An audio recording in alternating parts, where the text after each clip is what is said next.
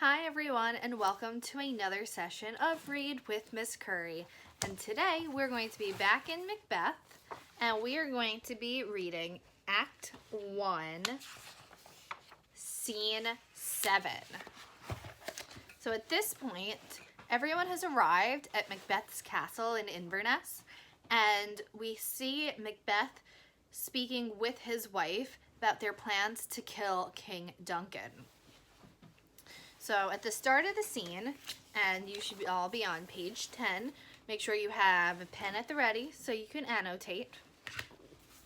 We have Macbeth, and he is speaking to himself. So remember, this is called a soliloquy.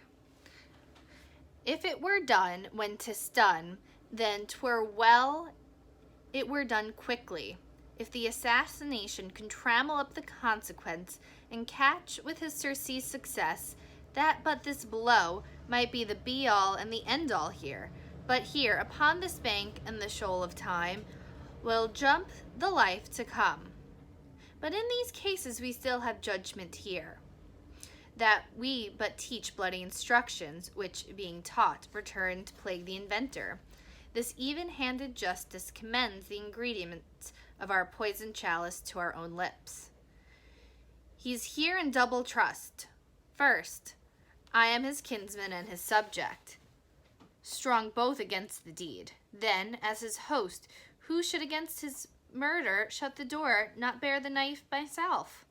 Besides, this Duncan hath borne his faculties so meek, hath been so clear in his great office, that his virtues will plead like angels trumpet-tongued against the deep damnation of his taking off, and pity, like a naked newborn babe striding the blast, or heaven's cherubim hosed upon the sightless couriers of the air, shall blow the horrid deed in every eye, that tears shall drown the wind. I have no spur to prick the sides of my intent, but only vaulting ambition, which o'erleaps itself and falls on the other.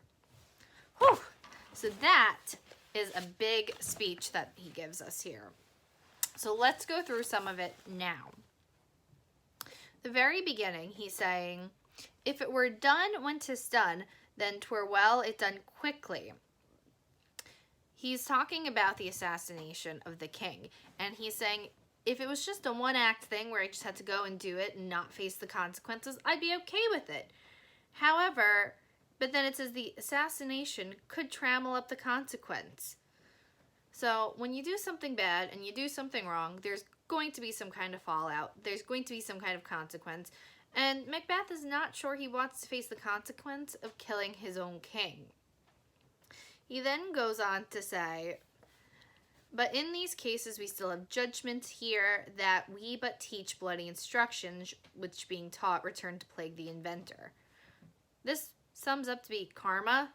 So if you do or teach bloody instructions, which being taught return to plague the inventor.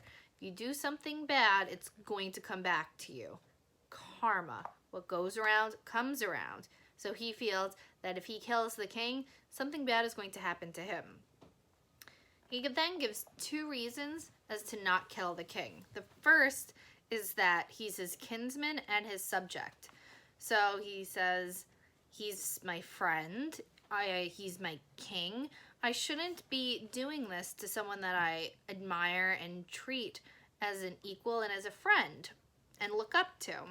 And then he says, I couldn't kill him because I'm his host, and it's not right to murder the people who come and stay in your house. They trust you, so you really shouldn't be mean to your house guests. He goes on to say, hath borne his faculties so meek, hath been so clear in his great office, and that his virtues will plead like the angels. Duncan's a great king. When he says this, he's referring to the fact that he's beloved, people trust him, people like him, and if he's murdered, people will be upset, and they're going to look to see who killed him, why did they kill him, and Macbeth does not want to be the one to kill someone who's so beloved by everyone. And then he finally says, I have no spur to prick the sides of my intent. So nothing's really motivating him to kill the king. He says the only thing he has is ambition, which overleaps itself and falls down on the other. He's saying ambition makes you do bad things. So the only thing that's motivating me is ambition, which makes me do something bad. So he really doesn't see the need to kill the king. He doesn't feel like it. And this is what he's kind of come up with. I'm not going to kill him. However, enter Lady Macbeth, his wife. And she says, he has almost supped. Why have you left the chamber? Macbeth, hath he asked for me? Lady Macbeth, know you not he has? So they were eating dinner. Macbeth left. The king asked for him. Lady Macbeth came to find her husband. And then Macbeth says to his wife, we will proceed no further in this business. He hath honored me of late, and I have bought golden opinions from all sorts of people, which would be worn now in their newest gloss, not cast aside so soon. So we will proceed no further in this business. We're not going to go ahead with the murder. Like, let's just not.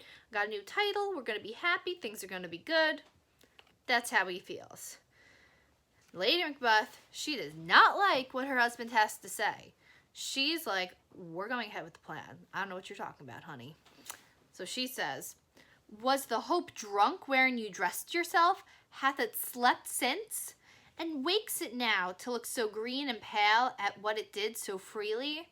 From this time such account thy love. Art thou afeard to be the same in thine own act and valor as thou art in desire? Wouldst thou have that which thou esteem'st the ornament of life, and live a coward in thine own esteem, letting I dare not wait upon I would, like the poor cat in the adage? So she gets a little nasty here. So she's basically calling him out. She's calling him a coward. She's basically saying you're a chicken. And she's going to look at him as a coward from here on out if he doesn't follow through with this. She's saying, was the hope drunk when you dressed yourself? She's saying, were you drunk when you decided to go through with this plan? When we agreed that we would murder him, were you drunk? What's wrong with you? And then she says, and wakes it now to look so green and pale at what it did so freely. Are you thinking back about what you said you would do before, and does it make you sick now? And then she says, from this time such I account thy love. So she's going to look at him like in a sort of sick way if he can't follow through. And Macbeth, he tries to placate his wife. He tries to tell her to relax. He says, prithee peace. I dare do all that may become a man. Who dares do more is none. So he's like, hey, I am a man. I've done everything. I'm not a coward. If I do anything more than this, then I'm going to be doing the wrong thing and the cowardly thing. So he doesn't think killing the king is the right thing to do. And Lady Macbeth, she doesn't hear him. She just keeps rambling and ranting on. She says, what beast was then that made you break this enterprise with me? When you durst do it, then you were a man. And to be more than what you were, you would be so much more the man. Nor time nor place did then adhere, and yet you would make both. They have made themselves, and that their fitness now doesn't make you. I have given suck, and know how tender 'tis to have the love the babe that milks me. I would, while it was smiling in my face, have plucked my nipple from his boneless gums, and dashed the brains out, had I sworn as you have done this. Okay, so right now she's saying she would have killed her own child if she had the opportunity to, if it meant that she would gain power. So think about your interpretation of Lady Macbeth now. She's saying that some sort of beast made Macbeth break his promise to kill the king, which, pause, he never actually promised he was going to kill the king. He just said, we'll talk about it. He never said he was going to do it. But she's saying, you broke your promise to me. So she's being kind of manipulative here. And then she says, when you said you would do it before, that made you a man. And once you would have killed him, you would have been even more of a man. And you were ready to do it then, but we didn't have the opportunity to. She's like, now here's the opportunity, and you're not going to do it. So you're not a man in my eyes. And she's like, if I had the opportunity to, I'd kill my own kid. So she's kind of ruthless. She's way more ruthless than he is. And Macbeth, he just questions this and says, if we should fail? And she says, we fail, but screw your courage to the sticking place and we'll not fail. So if you're courageous, we won't fail. You know, just get your courage up. It's no big deal.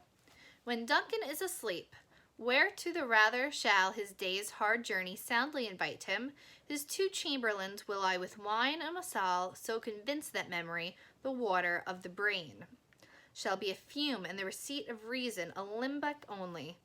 When in swinish sleep their drenched natures lie as in a death, what cannot you and I perform upon the unguarded Duncan? What not put upon his spongy officers who shall bear the guilt of our great quell? So here's their plan. They're going to get his guards. They're going to give them some kind of potion or poison and make them drunk. And when the guards are asleep after drinking this potion, they're going to go in and they're going to kill the king. And when the guards wake up, they're going to blame the guards for the king's murder. Macbeth says, bring forth men-child only, for thy undaunted mettle shall compose nothing but males. So he's saying, you're really ruthless, so I hope you only have men for sons in the future, because this ruthlessness doesn't really look good on a lady. And then he says, will it not be received when we have marked with blood those sleepy two of his own chamber and used their very daggers that they have done? So he's saying, it'll look like the guards killed him if we use the guards' knives and cover them in blood of the king. We're totally going to make it look like they did it. We're going to frame the guards. Lady Macbeth says, who dares receive it other, as we shall make our griefs and clamor roar upon his death? So they'll blame the guards and they'll act super upset when everyone wakes up in the morning and finds the king dead.